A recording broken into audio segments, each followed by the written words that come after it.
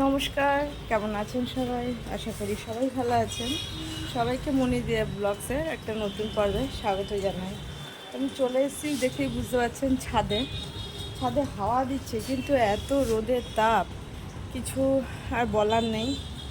তো একটু লেট করে এলাম, লেট মানে এখন বাজে হচ্ছে 9টা 10-15 বাজে, তাতেই এই অবস্থা। তো আজকে সবাই ছুটির দিন বাড়িতে আছে, তাই জন্যই একটু লেট করে উঠেছি, কেন সকালে ওঠার দরকার হয়নি। দেখুন জিনিয়া গাছটার মাথাগুলো একটু করে কেটে দিয়েছিলাম বলে একটু ডালপালা বেরিয়েছে। আর দেখুন এটা হচ্ছে কি যেন অ্যাডিনাম না কি গাছ বলে, এর এই যে কুড়ি এসছে। এটা তো অ্যাকচুয়ালি পাতাবাহার গাছ, ফুল গাছ সেই অর্থে নয়। তো কুড়ি এসছে দেখুন ছোটো ছোটো। এবার দেখা যাক কেমন এর ফুল হয়।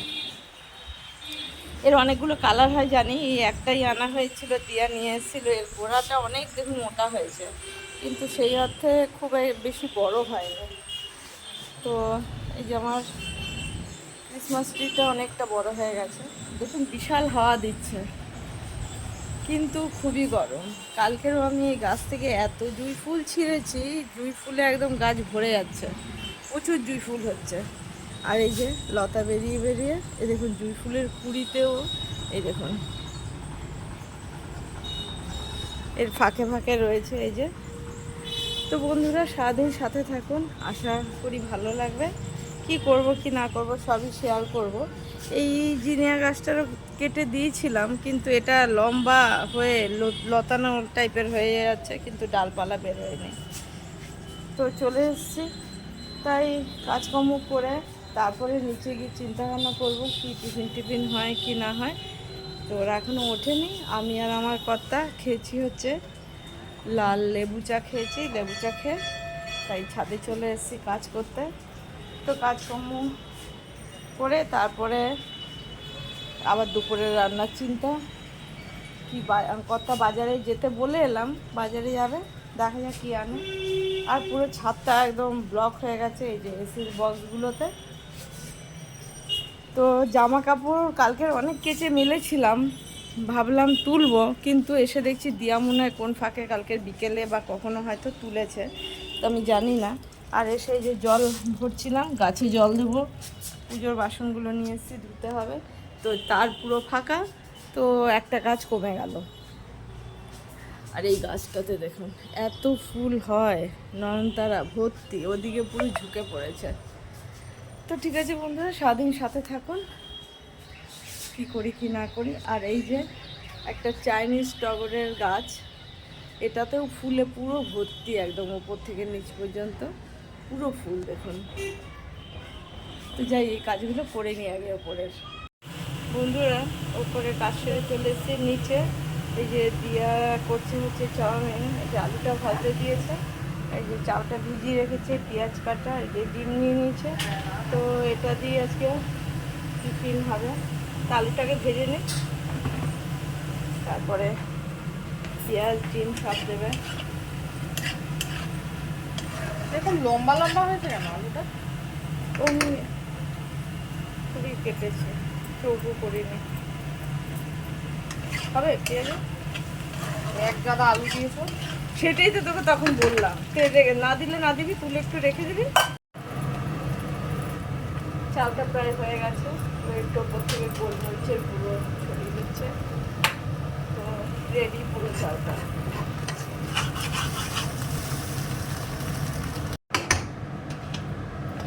এই যে এখন চাও পরিবেশন হচ্ছে।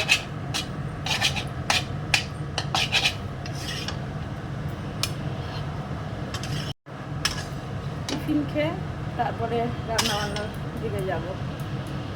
বন্ধুরা টিফিন খেয়ে চলে এসেছি রান্না করতে।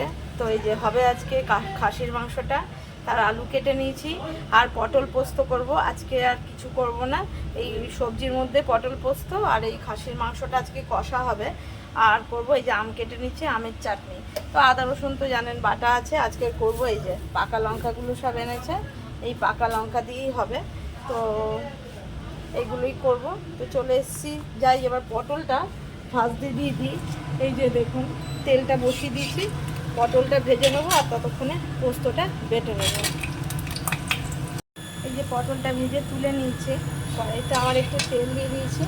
এবার তেলের মধ্যে এই যে পাকা লঙ্কা আর পোস্তটা একসঙ্গে বেটে নিয়েছে, তাই এটাকে আগে একটু কষিয়ে নিই, তাহলে কাঁচা গন্ধটা চলে যাবে।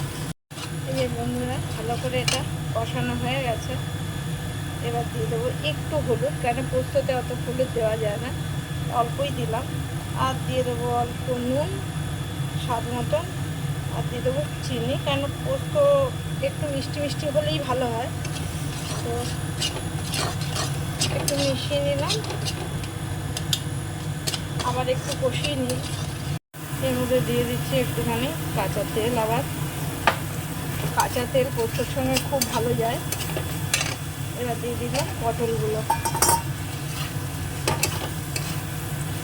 এটাকেও আবার একটু কষিয়ে নেবো। তো এইভাবে পটল পোস্ত একদিন খেয়ে দেখবেন, খুবই ভালো লাগে। কিছুই সেরকম মশলা নেই, পেঁয়াজও দিইনি, কিছুই না। কষানো হয়ে গেছে, এবার দিয়ে দেবো হচ্ছে এই জায়গা ধোয়া জলটা, ব্যাস আর দেবো না। এবার এতে সেদ্ধও হয়ে যাবে, যেটুকু টেনে নেওয়ার জলটা কমেও যাবে। এবার ঢেকে দেবো। এই যে আমার পটল পোস্তটা হয়ে গেছে, কত সুন্দর দেখতে লাগছে। আর দেখুন তেলটা পুরো ভেসে উঠেছে, এই দিয়েই শুধু গরম ভাত মেখে খেলে দারুণ লাগবে। তো দেখুন হয়ে গেছে, এটা নামিয়ে নেবো। নিয়ে মাংসটা করার আগে ভাবলাম এই চাটনিটা করে নেবো, তো আগে এটা নামিয়ে দেবো।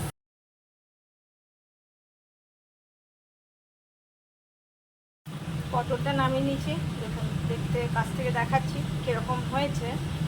কমেন্টে জানাবেন যে কেমন দেখতে হয়েছে। দেখতে সুন্দর হওয়া মানেই খেতে তো ভালো হতেই হবে। তো দিয়ে দিয়েছি আবার তেল, আর নিয়ে নিয়েছি সর্ষে আর শুকনো লঙ্কা।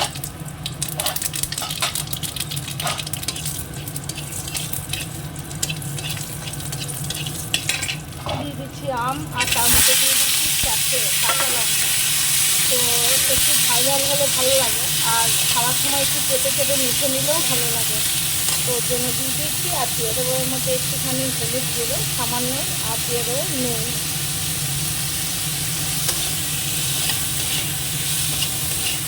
একটু ভেজে নিই, ভাজা হয়ে গেছে। এবার দিয়ে দেবো জল, সেদ্ধ হয়ে গেলে তারপরে চিনিটা দেবো। আগে চিনি দিয়ে দিলে আমটা টক জিনিস সেদ্ধ হবে না।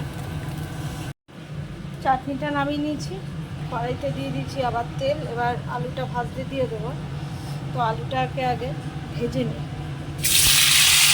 আলুটা ভেজে তুলে নিচ্ছি, একটুর মধ্যে হলুদ দিয়েছিলাম। তেলের মধ্যে দিয়ে দেবো জিরে আর এই যে শুকনো লঙ্কা।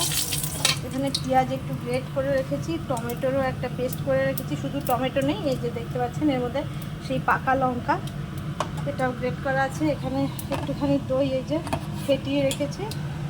তো আগে পেঁয়াজটা দিয়ে দিই।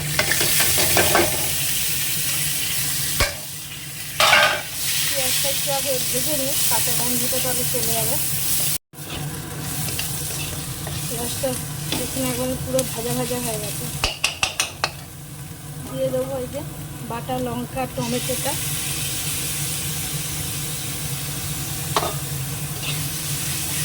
সবেরই কাঁচা গন্ধ চলে যাবে। এবার দিয়ে দেবো হচ্ছে আদা রসুনের পেস্টটা, দিয়ে দিচ্ছি আদা বাটা। আর দিয়ে দেবো হচ্ছে রসুন বাটা, 1 চামচ করে। এবার আবার একটু কষিয়ে নেবো যাতে সব কাঁচা গন্ধ যায়, তারপরে সব গুঁড়ো মশলাগুলো দেবো। সব মশলাটা ভালো করে একদম এর সেদ্ধ হয়ে গেছে, এবার কাঁচা গন্ধ নেই। এবার দিয়ে দেবো হচ্ছে এর মধ্যে হলুদ গুঁড়ো, পাকা লঙ্কা বাটা যেহেতু দেওয়া আছে, অল্প একটুখানি লঙ্কার গুঁড়ো দেবো, বেশি দেবো না। ধনে জিরে ভাজা গুঁড়োটা, আর দিয়ে দেবো অল্প নুন আর একটু জিরে স্বাদ মতন। এবার এটাকে ভালো করে আবার কষিয়ে নেব। এই মশলাটাও কষানো হয়ে গেছে। এবার দিয়ে দেবো এই যে ফেটানো টক দইটা। এত ভালো মিক্সিতে ফেটিয়ে নিচ্ছি, হাতে নয়। দিয়ে দেবো এই যে 1/2 চামচ মতন ঘি। তবে গিয়ে আলাদা একটা ফ্লেভারও হবে আর আলাদা টেস্ট হবে। আর দিয়ে দেবো একটু ভাজা ধনে জিরের গুঁড়ো। ভাজা ধনে জিরে গুঁড়ো দিয়ে দিলাম, তো তার স্বাদটা খুবই ভালো হবে। একটু কষিয়ে নিই মশলাটা, তারপর মাংসটা দিয়ে দেবো। মাংসটা খুব ভালো করে আমার কষানো হয়ে গেছে, এখন সাইড দিয়ে দেখুন তেল ছেড়ে দিয়েছে।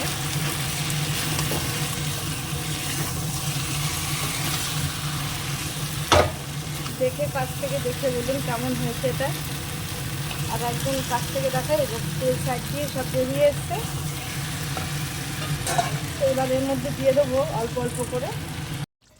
দেখুন বন্ধুরা, মাংসটা আজকে এইভাবেই কমিয়ে কমিয়ে করব, তাতে দেখুন ঝোলও তো বেশি দিইনি, তো এটা আস্তে আস্তে করে কমিয়ে রাখলে এখানেই ভালো হয়ে যাবে।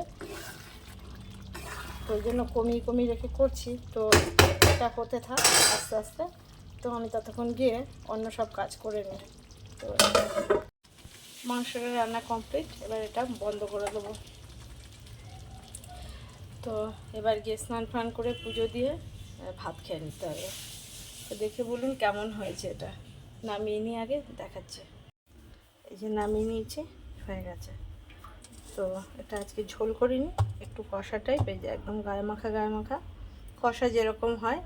এই শাহি মাটনটা এইভাবে একদিন ট্রাই করবেন আর জানাবেন কেমন হয়েছে।